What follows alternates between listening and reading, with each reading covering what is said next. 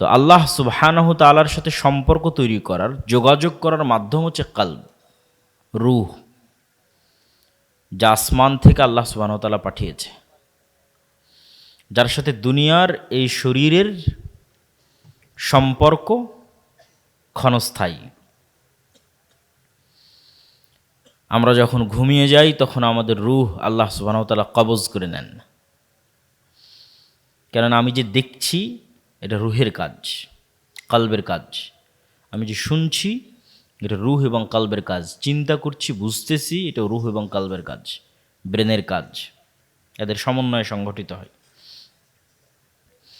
তো যখন আমরা ঘুমিয়ে যাই তখন আমাদের শরীরের সব অঙ্গ প্রত্যঙ্গ ঠিক থাকে।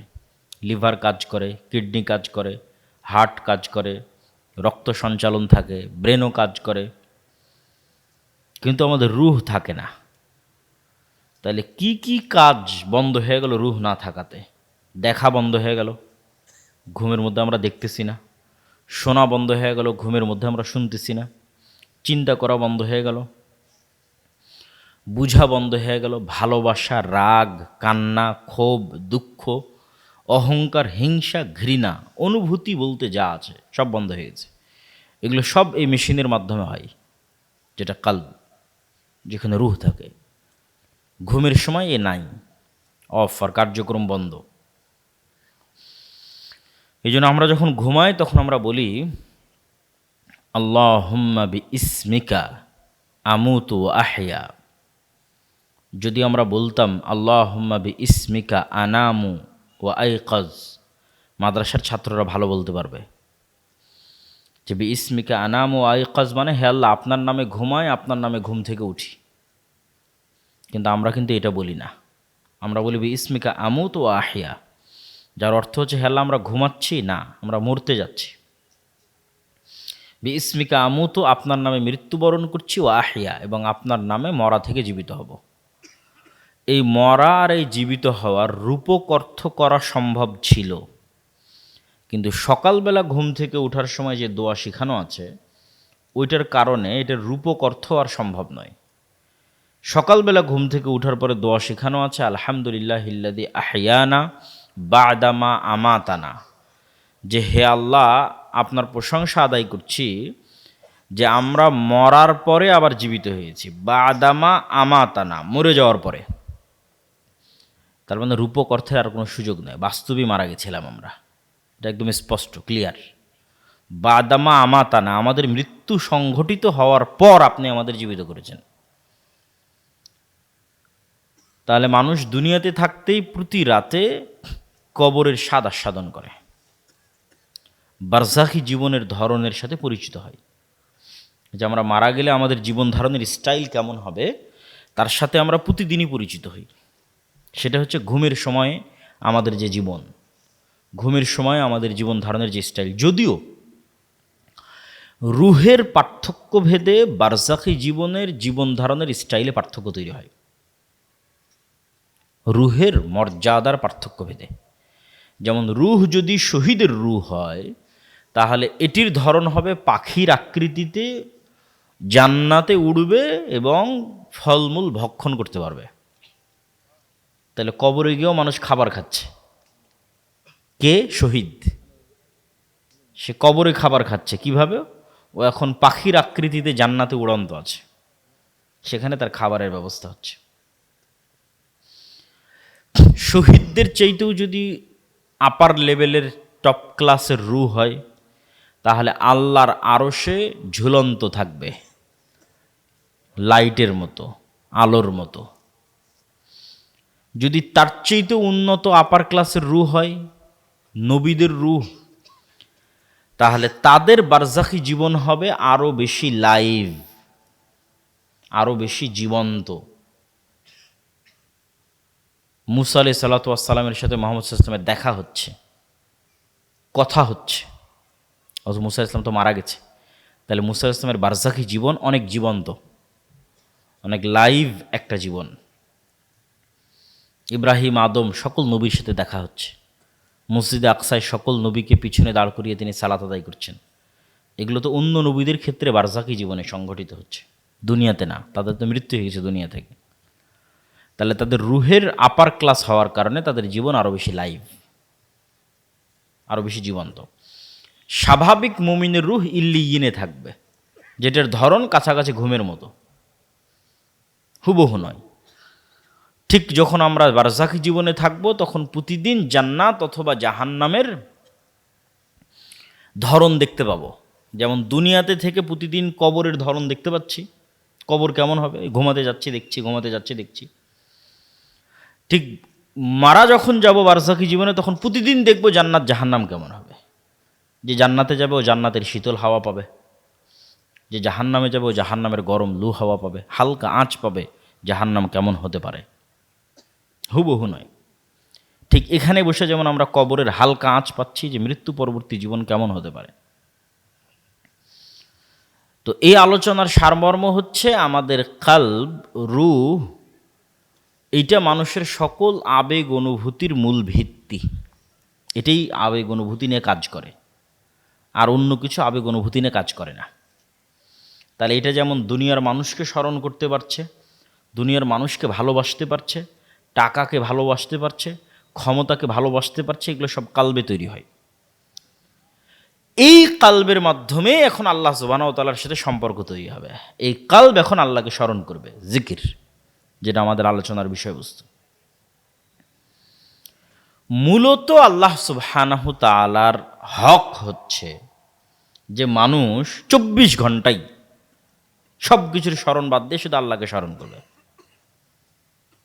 এটা হওয়া উচিত যে 24 ঘন্টায় আমাদের এই হৃদয়টা কার সাথে কানেক্টেড? রব্বুল আলামিনের সাথে কানেক্টেড, সম্পৃক্ত। এটা হওয়া উচিত।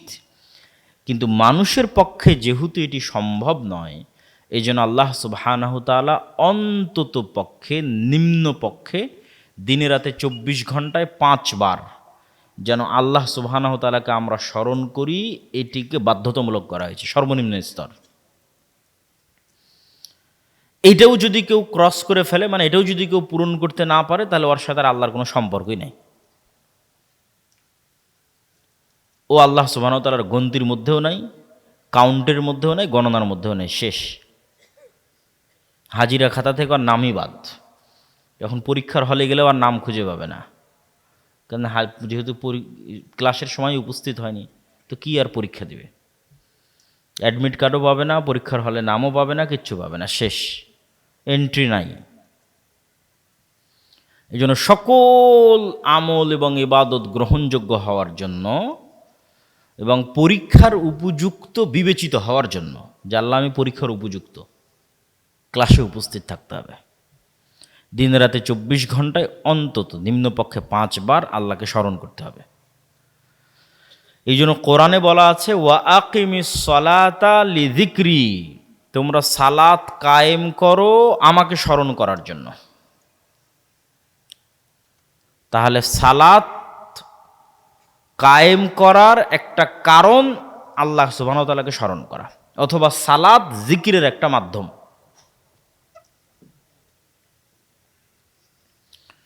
তো সালাত যে জিকিরের একটা মাধ্যম, এটার দুই একটা দলিল বলি যে সালাত জিকিরের মাধ্যম।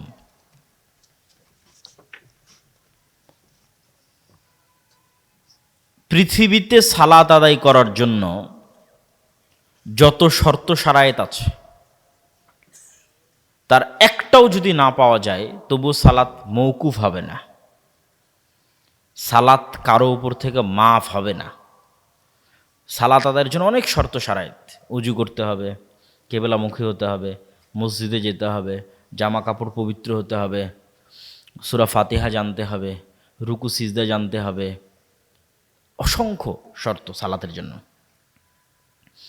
মনে করেন কোনো একটা ব্যক্তি আর একটাও পূরণ করতে পারছে না, একজন ব্যক্তি আর একটাও নয়, না উজু করেছে, না উজুর পানি আছে, না তায়াম্মুম করেছে, না তায়াম্মুমের মাটি আছে, না কেবলা চিনে, না পবিত্র জামা কাপড় আছে, জামা কাপড়ই নাই, উলঙ্গ, না দাঁড়িয়ে সালাত আদায় করতে পারে, না বসে পারে, প্যারালাইজ অবস্থায় মেডিকেলে আছে। তাহলে সালাত আদায়ের এমন কোনো শর্ত নাই যেটা সে পূরণ করতে পেরেছে, কিচ্ছু পূরণ করতে পারেনি। কিন্তু তারপরও এই ব্যক্তির উপর থেকে সালাত মৌকুফ হবে না, যে না ঠিক আছে ওকে আর সালাত আদায় করা লাগবে না, এটা হবে না। কেন হবে না? ওই যে এখন ওর কালব, সালাতের মূল উদ্দেশ্য তো আল্লাহকে স্মরণ করা, স্মরণ করতে তো আর কিচ্ছু লাগে না, এই জন্য মাফ হবে না। স্মরণ করতে কিছু লাগে নাকি? স্মরণ করতে কিছু লাগে না। এই জন্য যতক্ষণ আর ব্রেন ঠিক আছে, যতক্ষণ আর হুঁশ আছে, যতক্ষণ ঘুমায়নি, পাগল হয়নি, ততক্ষণ সালাত মৌকুফ হওয়ার কোনো রাস্তা আছে? কেননা সালাতের উদ্দেশ্য কাকে স্মরণ করা? আল্লাহকে স্মরণ করা। তাহলে যে পরিস্থিতিতেই থাক, ও যদি প্যারালাইজ অবস্থাতেও থাকে, আর ব্রেন যদি ঠিক থাকে, ও আল্লাহকে স্মরণ করতে পারবে না পারবে না? পারবে। তাহলে মৌকুফ হওয়ার কোনো রাস্তা নেই। তুমি দাঁড়াতে পারলেই কি, না পারলেই কি, বসতে পারলেই কি, না পারলেই কি। কোনো একটা মানুষ মেডিকেলের বেডে আছে, পেশাব পায়খানা কন্ট্রোল করতে পারে না, তার মানে কি ওর সালাত মৌকুফ হয়ে যাবে? কেননা ওর কালব এখন আল্লাহকে স্মরণ করতে পারবে না পারবে না? পারবে। ওর উজু লাগবে না, তায়াম্মুম লাগবে না, কিচ্ছু লাগবে না, কিন্তু সালাত মৌকুফ হবে না। তাহলে সালাত মৌকুফ হওয়ার পৃথিবীতে কোনো পরিস্থিতি নাই। পাগল হয়ে যেতে হবে, মরে যেতে হবে, ঘুমন্ত থাকতে হবে, এর বাইরে কোনো রাস্তা নাই। কি জন্য? তুমি সারাদিন এই কালবকে কাজে লাগিয়ে সবই স্মরণ করতে পারছো, আর আল্লাহকে স্মরণ করতে পারবা না। সবই মানুষ স্মরণ করতেছে, সবই মনে করে করতেছে। ওষুধ খাওয়ার সময় ঠিকই ওষুধের কথা মনে করতেছে, সব মনে থাকে, কিন্তু আল্লাহ সুবহানাহু ওয়া তাআলাকে স্মরণ করতে পারবে না, এটা তো হবে না। এটা ন্যূনতম হক আল্লাহর, যে অন্তত 5 বার স্মরণ করতে হবে। আমরা বলছিলাম জিকির, জিকির কেন পাওয়ারফুল, জিকির কেন শক্তিশালী। জিকির পাওয়ারফুল এবং শক্তিশালী হওয়ার জন্য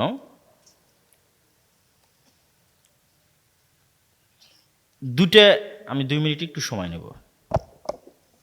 আসসালামু আলাইকুম ভাই, যে লোগোটা তো এখনো পেলাম না।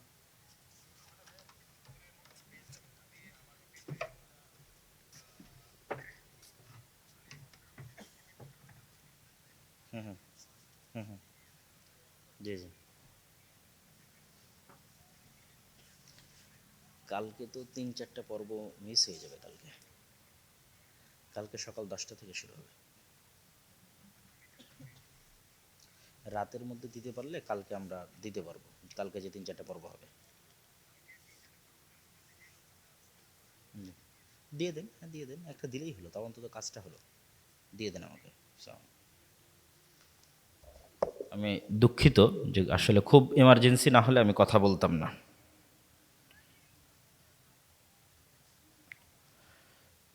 জিকির কেন শক্তিশালী, জিকির কেন পাওয়ারফুল, তা বোঝানোর জন্য আপনাদের 2-একটা উদাহরণ দেই। জিকির পাওয়ারফুল এবং শক্তিশালী এটা বুঝতে হলে আপনাকে বুঝতে হবে সাউন্ড এবং আওয়াজ পাওয়ারফুল। সাউন্ড এবং আওয়াজ পাওয়ারফুল কেমনে বুঝবেন, এটাই বোঝানোর জন্য আমি চেষ্টা করব। এটাই আজকের বক্তব্যের মূল বিষয়।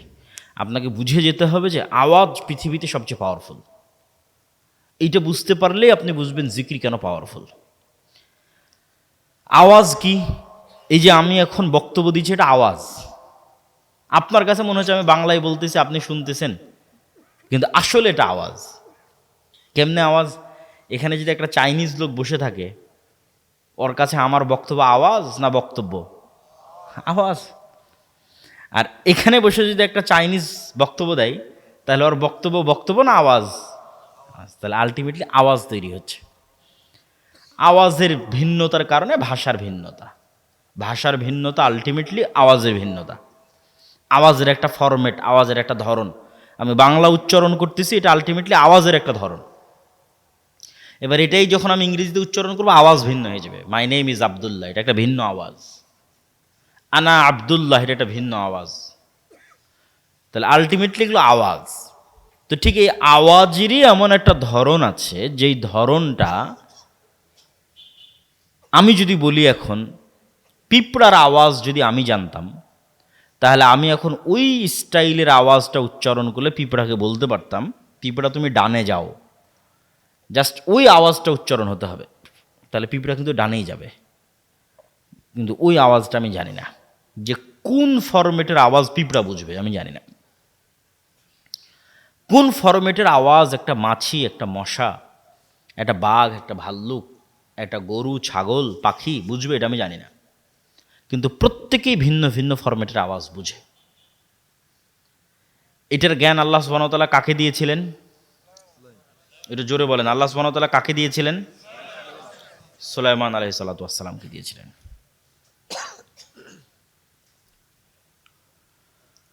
তাহলে একটা পয়েন্ট আমরা বুঝলাম যে পৃথিবীর সকল সৃষ্টিজীবের মধ্যে আন্তঃযোগাযোগ সম্ভব কি দিয়ে? আওয়াজ দিয়ে। সকল সৃষ্টিজীবের মধ্যে আন্তঃযোগাযোগ সম্ভব আওয়াজ দিয়ে। এটা পৃথিবীর সবচেয়ে টপ প্রযুক্তি, যেটার ধারে কাছে বিজ্ঞানীদের পৌঁছা সম্ভব নয়। বিজ্ঞানীদের পৃথিবী টিকে আছে আলোর উপর ভিত্তি করে, যে টেকনোলজি তার উপর। আমি এখান থেকে কথা বলতেছি, এই যে এখনই ফোনে কথা বললাম, আমার কথাটা আলোর মধ্যে দিয়ে এই মোবাইলের মধ্যে গেছে, মোবাইল থেকে আলোর মধ্যে দিয়ে এটা টাওয়ার হয়ে ঢাকা চলে গেছে।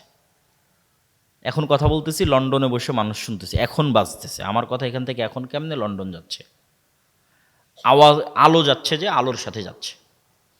তাহলে আলো ডাটা ট্রান্সফার করে। পৃথিবী যেদিন সৃষ্টি হয়েছে ওই দিন থেকেই করে, মানুষ জানতো না, আজকে মানুষ জানতে পেরেছে। তাহলে আধুনিক প্রযুক্তি টিকে আছে আলোর মধ্যে, ডাটা ট্রান্সফার হয় তার উপরে টিকে আছে। আর আমরা বলতেছি এর চাইতেও এমন এক শক্তিশালী প্রযুক্তির কথা, যেটা আওয়াজ ভিত্তিক, যেটার ধারে কাছে বিজ্ঞানীরা নাই, যেটার কিছু জ্ঞান আল্লাহ কাকে দিয়েছিলেন আবার বলেন তো? সুলাইমান আলাইহিস সালামকে দিয়েছিলেন। সুলাইমান আলাইহিস সালাতু ওয়াস সালাম একদিন বলছেন, রানী বিলকিসের সিংহাসনকে এখানে নিয়ে আসতে হবে, ইয়েমেন থেকে, সাবা থেকে জেরুজালেমে, ১,৫০০ কিলোমিটার পথ। তো ইফরিত নামক একজন জিন বলছে যে আপনি যেখানে বসে আছেন এই বসা থেকে উঠার পূর্বে সিংহাসন নিয়ে আসব। আল্লাযী ইনদাহু ইলমুম মিনাল কিতাব, কিন্তু যার কাছে কিতাবের জ্ঞান ছিল সে বলছে, যার কাছে কিতাবের জ্ঞান ছিল সে বলছে আপনার চোখের পলক পড়ার পূর্বে এখানে সিংহাসন উপস্থিত হবে। কোরআনের ধারা বিবরণীতে বোঝা যায় জিন নিয়ে আসতে চেয়েছে গায়ের শক্তিতে, আর যে চোখের পলকে নিয়ে আসতে চেয়েছে জিন কি মানুষ তা কোরআনে উল্লেখ নাই, কিন্তু সে নিয়ে আসতে চেয়েছে জ্ঞানের শক্তিতে। আল্লাহ জিন্দাহ ইলমুম মিনাল কিতাব, যার কাছে কিতাবের জ্ঞান আছে, কোরআনের আয়াত। কি জ্ঞান? একজন গায়ের শক্তিতে নিয়ে আসবে বসা থেকে উঠার পূর্বে, আর একজন অর্চাইতে স্পিডে নিয়ে আসবে চোখের পলকে জ্ঞানের শক্তিতে। তো মুফাসসিরগণ লিখেছেন, আল্লাহ সুবহানাহু ওয়া তাআলা ভালো জানেন, তবে অনেকগুলোর মধ্যে এটাও একটা হতে পারে, বরং এটার হওয়ার সম্ভাবনা, চান্স বেশি। সেটা যে সুলাইমান আলাইহিস সালাতু ওয়াস সালামের যিনি ওহী লেখক ছিলেন আসিফ, তিনিই হচ্ছে ইনি যিনি, যার কাছে কিতাবের জ্ঞান ছিল বলা হচ্ছে। আল্লাযী ইনদাহু ইলমুম মিনাল কিতাব, কি কিতাবের জ্ঞান ছিল? লাউহে মাহফুজের বিশেষ কোনো জিকিরের জ্ঞান ছিল, যে জিকিরটা আল্লাহর জিকির, কিন্তু স্পেশাল কোনো জিকির, যেটা একটা সাউন্ড, যেটা একটা আওয়াজ, যেটা উচ্চারণ করার মাধ্যমে উনি চোখের পলকে সিংহাসনকে ওখান থেকে সুলাইমান আলাইহিস সালাতু ওয়াস সালামের নিকটে উপস্থিত করেছিলেন।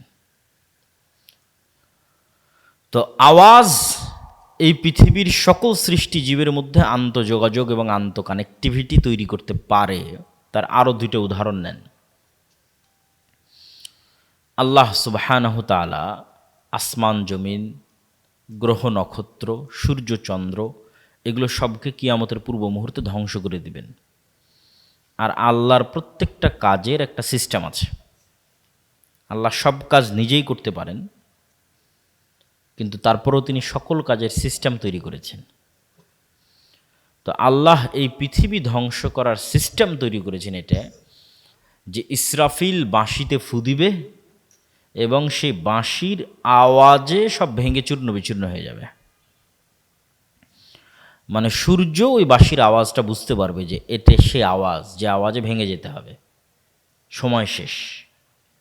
চন্দ্র আসমান সব ওই আওয়াজ বুঝতে পারবে, যে আওয়াজে সব চূর্ণ বিচূর্ণ হয়ে যাবে।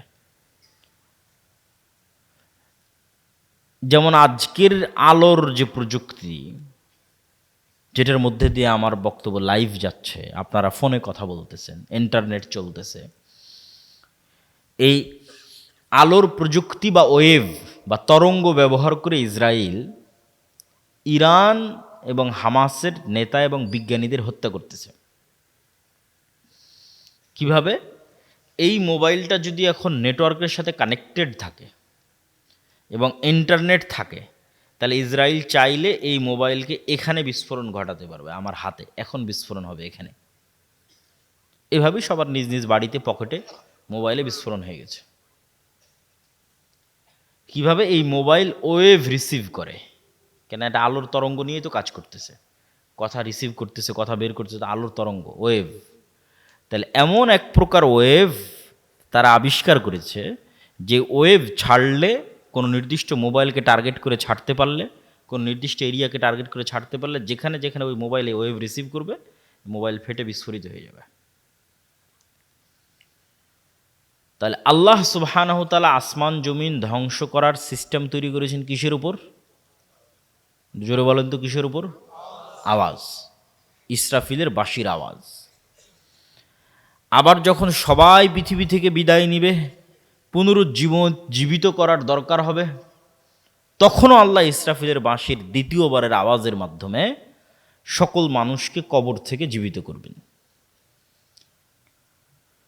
আওয়াজ যে শক্তিশালী এবং তার পাওয়ারফুল, তার আর একটা উদাহরণ নেন। হাফেজ সাহেব যে কোরআন তেলাওয়াত করতেছিল, ওর মধ্যেও আছে এই আয়াত, ইউসাব্বিহু লিল্লাহি মা ফিস সামাওয়াতি ওয়া মা ফিল আরজ।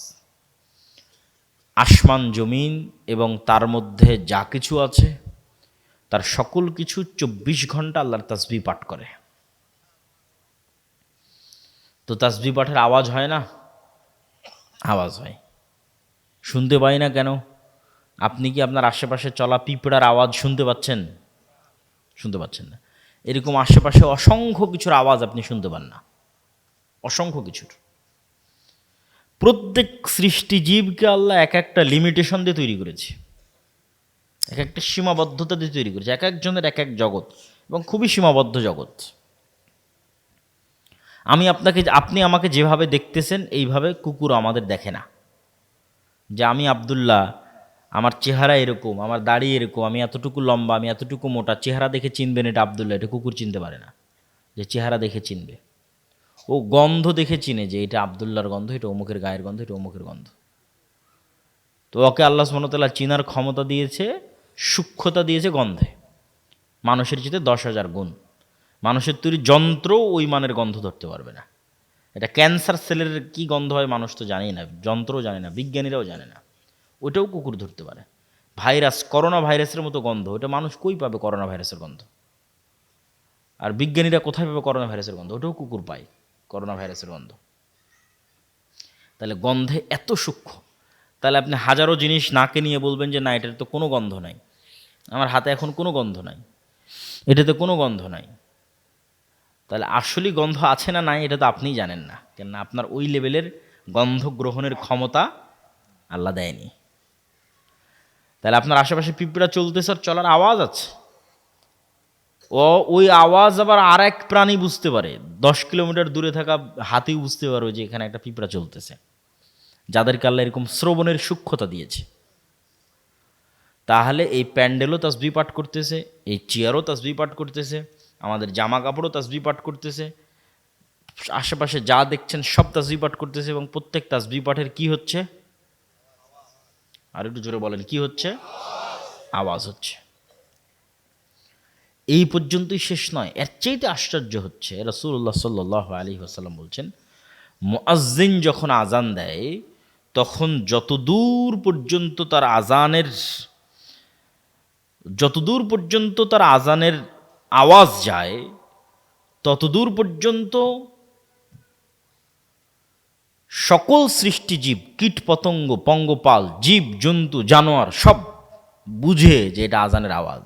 আল্লাহু আকবার, আল্লাহু আকবার, এটা বুঝে এটার পক্ষে কিয়ামতের মাঠে সাক্ষী দিবে। আল্লাহু আকবার। তাহলে ওরা যেমন 24 ঘন্টা তাসবিহ পাঠ করতেছে, আওয়াজ তৈরি করতেছে, তেমন তাসবির আওয়াজটা ওরা কি করে? বোঝে। অন্য কোনো আওয়াজ বুঝুক আর না বুঝুক, তাসবিহের আওয়াজ বুঝে। তাহলে অনেকগুলো পয়েন্ট আপনাদের সামনে দাঁড় করালাম শুধু এটা বুঝাতে যে আওয়াজ খুবই শক্তিশালী কিছু, আওয়াজ খুবই পাওয়ারফুল কিছু। এবার বুঝেন যে কারি সাহেব যে কোরআন তেলাওয়াত করতেছিল, তো কোরআন কার আওয়াজ? একটু বলেন, কার আওয়াজ? আল্লাহর আওয়াজ। কোরআন কার সাউন্ড? আল্লাহর সাউন্ড। কোরআন কার শব্দ? কার বাক্য? আল্লাহর বাক্য। এই জন্য মুসা আলাইহিস সালাতু ওয়াস-সালামের কাছে যে লাঠি আছে, ছিল মুজিজার, ওটার চাইতেও পাওয়ারফুল জিনিস আল্লাহ উম্মতে মুহাম্মাদিকে দিয়েছে, সেটা হচ্ছে কোরআন। কেন? কোরআন স্বয়ং কার আওয়াজ? আল্লাহর নিজের আওয়াজ। সবচেয়ে শক্তিশালী জিনিস উম্মতে মুহাম্মাদের কাছে আছে। কেন? আগে আমরা প্রমাণ করে ফেলেছি পৃথিবীতে সবচেয়ে পাওয়ারফুল হচ্ছে আওয়াজ। তাহলে আওয়াজের মধ্যে সবচেয়ে পাওয়ারফুল আওয়াজ কার হবে? আল্লাহর নিজের হবে। তাহলে এর চেয়ে শক্তিশালী আর কিছু আছে পৃথিবীতে? এর চেয়ে শক্তিশালী আর পৃথিবীতে কিছু নাই। এই জন্য তাজবিদের গুরুত্ব আছে। হাফেজ সাহেবও বলছিলেন